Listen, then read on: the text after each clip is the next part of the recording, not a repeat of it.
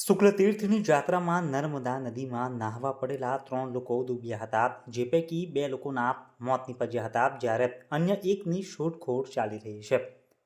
બનાવ અંગે સૂત્રો થકી મળેલી માહિતી પ્રમાણે ભરૂચના વેજલપુરના નિજામવાદીના પરિવારજનો શુક્લતીર્થની જાત્રામાં ગયા હતા, જ્યાં નર્મદા નદીમાં નાહવા જતા પિતા, પુત્ર અને બાળક નદીના ઊંડા પાણીમાં ગરકાવ થઈ જતા તે ડૂબવા લાગ્યા હતા, જે પૈકી 11 વર્ષીય દિશાંત જયેન્દ્ર મિસ્ત્રી તેમજ વસંતભાઈ મિસ્ત્રીનું ડૂબી જવાથી મોત નીપજ્યું હોવાની માહિતી સાંપડી રહી છે, જ્યારે અન્ય એકની શોધખોળ હાલ ચાલી રહી છે. હાલ શુક્લતીર્થનો મેળો ચાલી રહ્યો છે. મોટી સંખ્યામાં લોકો જાત્રા તેમજ મેળો મહાલવા ઉમટી પડતા હોય છે.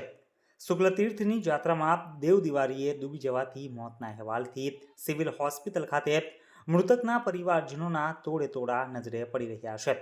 આધારભૂત સૂત્રો પાસેથી મળેલી માહિતી પ્રમાણે 11 વર્ષીય દિશાંત જયેન્દ્ર મિસ્ત્રી નામનો બાળક તેમજ વસંત મિસ્ત્રી ઉંમર વર્ષ 45 મોતને ભેટ્યો છે, જ્યારે બિનિત વસંત મિસ્ત્રી ઉંમર વર્ષ 17 નાઓની શોધખોળ હાલ ચાલી રહી છે.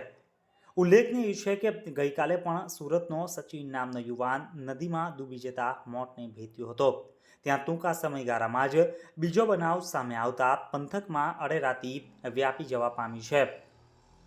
શુક્લતીર્થની જાત્રામાં નર્મદા નદીમાં નાહવા પડેલા 3 લોકો ડૂબ્યા હતા, જે પૈકી પહેલા એકનું મોત નીપજ્યું હતું, 2ની શોધખોળ ચાલી રહી હતી, જે બાદ હાલ 6 વાગ્યે માહિતી મળી હતી કે અન્ય એકની પણ ડેડ બોડી મળી આવી છે, જેથી ડૂબેલા 3 લોકો પૈકી મૃત્યુઆંક 2 ઉપર પહોંચ્યો છે, જ્યારે અન્ય એકની શોધખોળ હાલ ચાલી રહી છે.